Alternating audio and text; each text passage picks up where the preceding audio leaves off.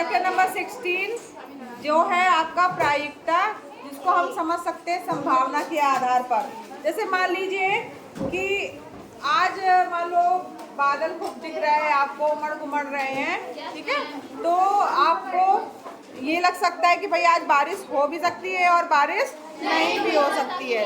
तो ये संभावना है हमारी कि हो सकता है आज बारिश हो, ठीक है। इसी तरीके से अगर कोई मान लो जैसे आप बोल रहे हो कि आपका पेपर बहुत अच्छा गया, जो आप स्कॉलरशिप का जो नेशनल लेवल वाली उसका फॉर्म भर के देने गए थे जो एग्ज़ाम, तो अब ये भी उसकी संभावना क्या है, आपका उसमें सिलेक्शन हो सकता है या तो फिर नहीं हो सकता है, ठीक है। अगर कोई व्यक्ति कह रहा है कि मेरे घर में मंगल कार्य होगा, तो होगा मतलब ये इस वर्ष होगा, कोई ना कोई हम कोशिश करेंगे कि हमारे घर में शादी ब्याह हो, तो हो भी सकता है। या वो जो उसका ये कथन है उसमें संभावना व्यक्त की जा रही है कि मेरे घर में मंगल कार्य होगा या मैं इस साल हम शादी करेंगे। तो ऐसा नहीं निश्चित है कि हाँ बिल्कुल हो ही जाएगा, श्योरिटी नहीं है, यानी कि एक तरह से कहा जाए संभावना व्यक्त हो रही है।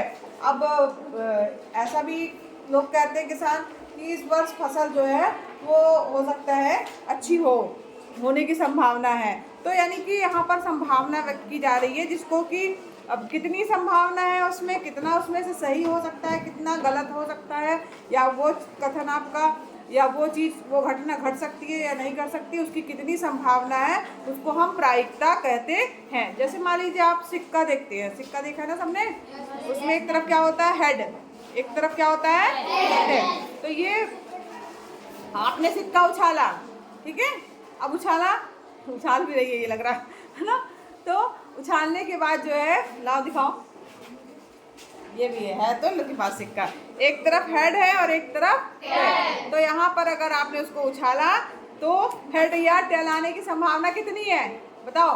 अच्छा रुक जाओ, रुक जाओ, ठीक है, ये मैंने उछाला, इसमें हेड कौन सा होता है, टेल कौन सा होता है, ये तो बताओ। ये क्या है, ये क्या है, अब देखो ये मैंने उछाला और इसको बताओ कि क्या आया। कितने लोग बोल रहे हैं कि हेड आया, हाथ ऊपर करो, ठीक, और हाथ नीचे करो आप, और कितने लोग बोल रहे हैं टेल आया, ठीक है। चलो अब हम तो कुछ नहीं कर रहे हैं, अब ये देखो ये क्या आया है, टेल। फोन गिरा दूंगी क्या है, यानी कि जो पहले वाली संभावना थी वो नहीं। अब ये समझो इस प्रायिकता का मतलब हुआ कि हेड आने की और टेल, हमने सिक्के इसमें कितनी चीजें हैं, दो है ना, दो चीजें हैं, हेड आ सकता है या तो टेल आ सकता है। तो 50-50 संभावना होती, जो भी संभावनाएं होती वो लगभग उसकी आधी होती है, ठीक है, कि अगर एक बार हमने उछाला तो या तो हेड आएगा या तो टेल आएगा, तो 50-50% उसका चांसेस है। लेकिन अगर हमने डाइस देखा है, पासा देखा है, पासा जो आप लोग लूडो खेलते हो, सांप सीढ़ी खेलते हो, उसमें कितने अंक होते हैं, 1 2 3 4 5 6 अंक होते हैं ना। अब उसको उछाला या उसको चाल चली गई है ना, तो कोई भी अंक आने की कितनी संभावना हो सकती है, ठीक है।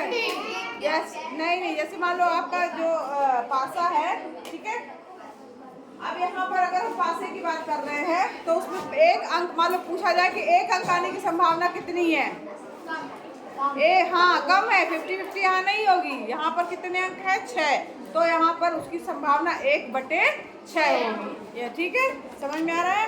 अब यहाँ पर पेज नंबर उस पर आइए, हेड आने की और टेल आने की संभावना अलग हो गई, और डाइस में जो है अगर हम मान लो कर रहे हैं तो देखो यहाँ पर पेज नंबर 349 पे लिखा है, किसी सिक्के को उछालने पर शीर्ष या पूंछ के ऊपर आने की संभावना जो होती है वो समान होती है, यानी कि 50-50 होती है।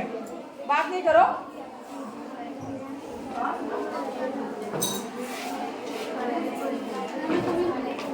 अगर हम डाइस की बात करें, पासा को हमने फेंका है तो यहाँ पर उनके आने की संभावना जो रहेगी वो अलग अलग रहेगी। वो संभावना लगभग 1/6 होती है। तो यहाँ पर देखो पेज नंबर 351 पे लिखा है कि किसी समांगी पासे को फेंकने पर उस पर अंकित संख्याओं में से प्रत्येक के ऊपर आने की संभावना हर के, अगर मान लो कोई पूछेगा कि 1 कितनी बार आ सकता है तो 1/6 बार ना, 2 कितनी बार आ सकता है, नहीं 1/6 बार। 2 आने की संभावना भी क्या होगी 1/6, 3 आने की संभावना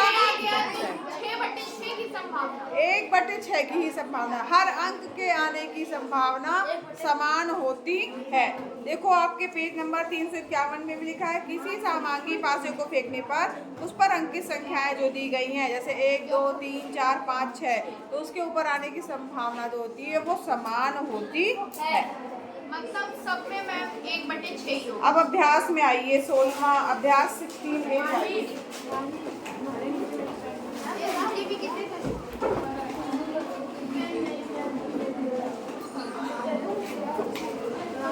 एक सिक्का कई बार उछाला गया है, सिक्के को उछाला गया है तो या तो हेड आएगा या तो टेल। ठीक है, यहाँ पर लिखा है कि चित्त या पट यानी कि चित्त यानी शीर्ष पूछ यानी पट आने की संख्या जो है निम्नलिखित सारणी में दी गई है। तो यहाँ पर सिक्के के उछालों की संख्या दी गई है, सिक्के के उछालों की संख्या बहुत ही सरल है ये, और यहाँ पर लिखा है चित्त आने की संभावना, चित्त आने की संभावना, और यहाँ लिखा है पट आने की संभावना।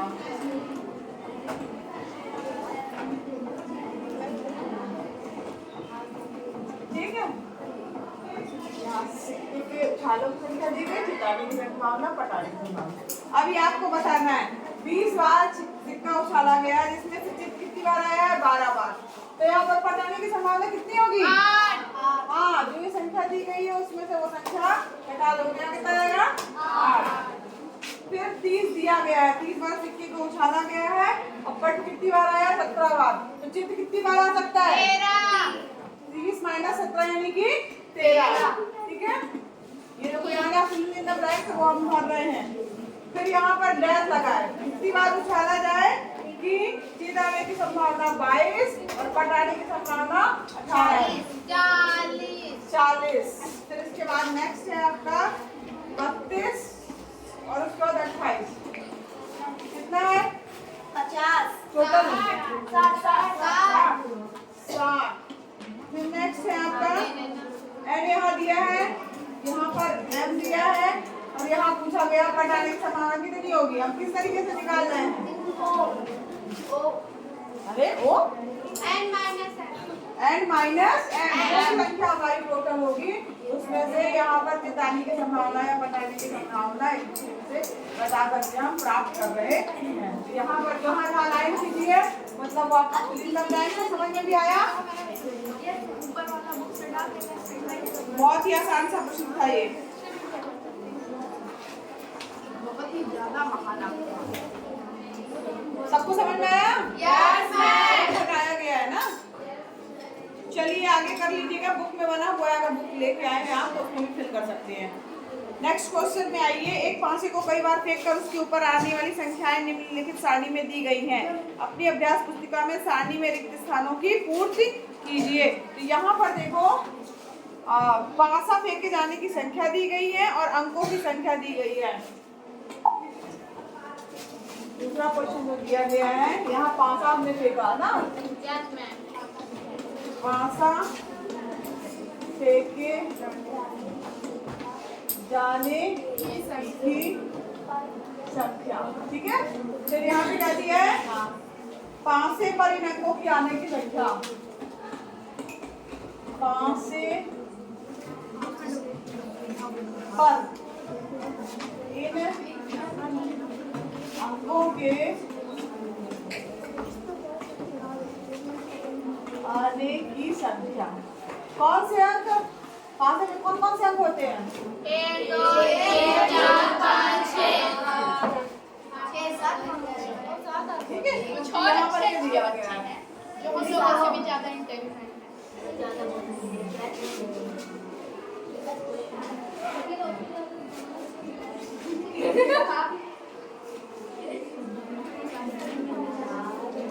15 दिया है यहाँ पर, फिर यहाँ 30 दिया है, यहाँ 45 दिया है। तो यहाँ पर एक आने की संभावना 2 है, इस तरीके से संख्याएं दी गई है, ठीक है। तो यहाँ पर एक आने के लिए जो है दिया है 2। 2 कितनी बार आया है? 3 बार। 3 कितनी बार आया है? 4। 4 एक बार और 5 एक बार। तो यहाँ 6 कितनी बार आएगा? ये आपको बताना है, ज्ञात करना है कि 6 कितनी बार आएगा। कैसे ज्ञात करोगे? इसको ज्ञात करने के लिए हाँ, इसमें जो ये पूरी संख्याएं हैं, 1 2 बार 3 बार 4 बार 1 बार 1 बार, यानी कि 15 बार हमने पासा फेंका, ठीक है। तो 1 कितनी बार आया? 2 बार। 2 कितनी बार आया? 3 बार। 3 कितनी बार आया? 4 बार। 4 कितनी बार आया? 1 बार। 5 कितनी बार है? 1 बार। तो आप देखो कितनी बार पासा फेंकना के लिए बचा हुआ है। 4 बार। जोड़ो 1 धन 2, तब 1 धन 1 2, 2 धन 4 6, 6 3 9, 9 2 11। टोटल जो है संख्या में हम इस पूरे टोटल को घटाएंगे। 15 माइनस 11 कितना आएगा? 4। 15 माइनस 11 बराबर 4। तो यहाँ पर 6 आने की संभावना कितनी है? 4 है, ठीक है।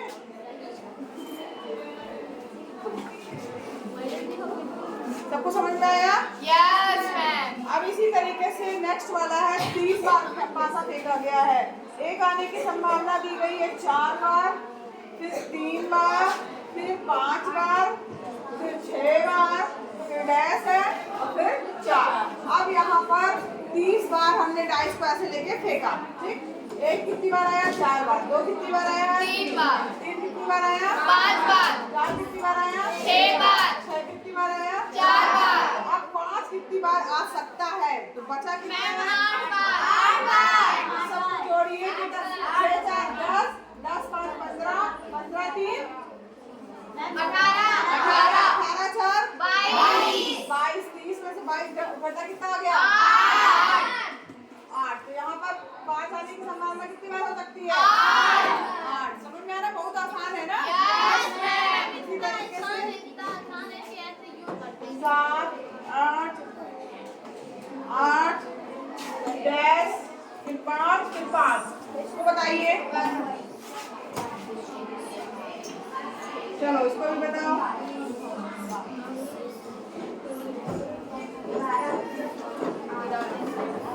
दिया? और उसके नीचे वाला आपका होमवर्क है 90 और वो वाला। इसमें कितना आएगा? 12। पक्का? Yes ma'am. जो बोला हम लिख दे रहे हैं। अब इस वाले को भी कर लेना और 60 का 90 और एक और है वो भी आपका होमवर्क है। कर लोगे ना? यस मैम कर लेंगे। चलिए भाई अब आगे आइए, क्वेश्चन नंबर 3 में आइए। 22 बार। एक समांगी पास, क्वेश्चन नंबर 3 में बढ़े। एक समांगी पासे के 48 बार फेंकने पर प्रत्येक फलक के ऊपर आने की संभावनाओं को समान मान लेने पर ज्ञात कीजिए कि अंक 1 2 3 4 5 6 में से कितनी बार जो है वो ऊपर आएगा। देखो यहाँ पर हमने एक पासे को फेंका, ध्यान से सुनिए प्रश्न को। एक पासे को फेंका, कितनी बार फेंका? 48 बार, ठीक है। और उसमें जो भी अंक है, अंक कौन कौन से हैं? 1 2 3 4 5 6। अब उस प्रश्न में कह रहा है कि सारे अंकों के आने की संभावनाएं समान है, समान है। जैसे इसमें तो अलग अलग थी, 2 किसी में 3, 1/6 मैम।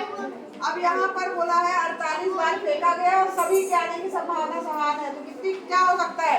इसी प्रश्न को समझना इस तरीके से है, 48 बार फेंका गया और सबके आने की संभावना बराबर, यानी जो भी आएगा ये सब बराबर होगा। कौन सा ऐसा अंक भर दिया जाए कि यहाँ पर सब में ये यहाँ पर क्या कहते हैं समान आ जाए? 8। कैसे पता चला?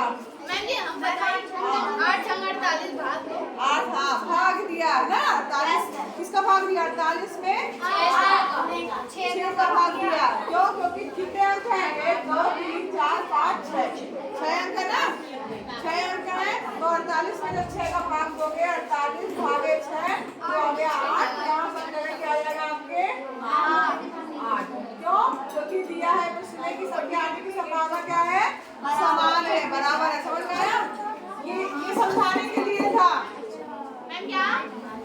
लिखा, ये यहाँ मैंने ऐसे लिखा है, इसको ऐसे नहीं करना है, समझाने के लिए था। हम लोग पूरा मैम इसका स्टेप बाय स्टेप बता के करेंगे। हाँ, सबसे पहले लिखना दिया है 5 से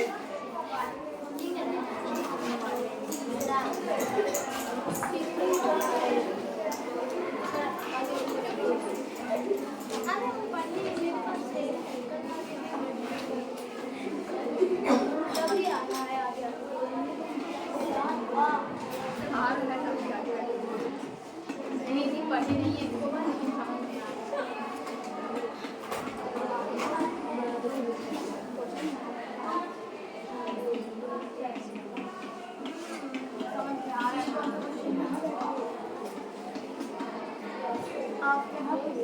तो तुम्हें दिख जाएगा, आज की नहीं होगी तो हमें नहीं दिखेगा। वैसे भी लोग 6 है ना, 1 2 3 4 5 6, अब कितने हैं 6, ठीक है। चूंकि मैम ये क्या है? चूंकि एक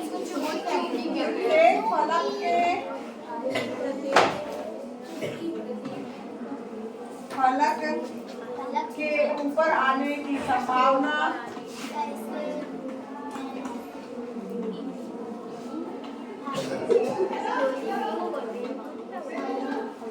समान है, संभावना समान है,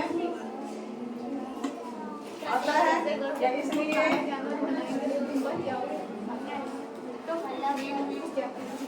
प्रत्येक अंक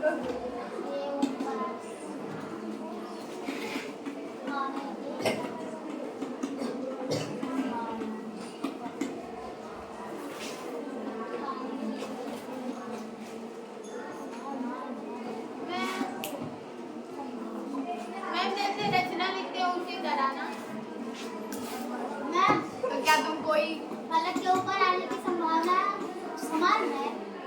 फलक का नहीं है ना उसको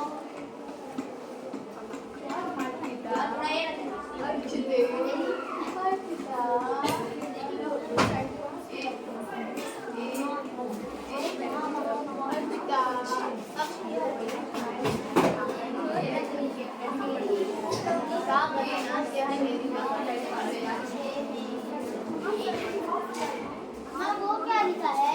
संभावना चूंकि है वो चूंकि लो इसी तरीके से लिखो।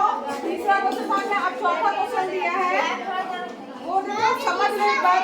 हाँ तीसरा था ये। चौथा क्वेश्चन दिया है, एक समांगी पासे को 54 बार फेंकने पर पाया गया कि सम अंकों के ऊपर आने की संख्या 25 है। तो सम आने की संख्या 25 है तो विषम आने की संख्या कितनी होगी? तो जितनी बार फेंका गया है नहीं 54 बार फेंका गया है, सम आने की संभावना 25 है, तो विषम आने की संख्या संभावना क्या होगी? जो 54 दिया गया है उसमें से उसको घटा देंगे तो 54 माइनस 25 यानी कितना आएगा? 29। ठीक है, आप बिल्कुल सही बता रही है, 29 होगा। उसको आप लिख लीजिएगा, होमवर्क है आपका। ये प्रश्नावली खत्म।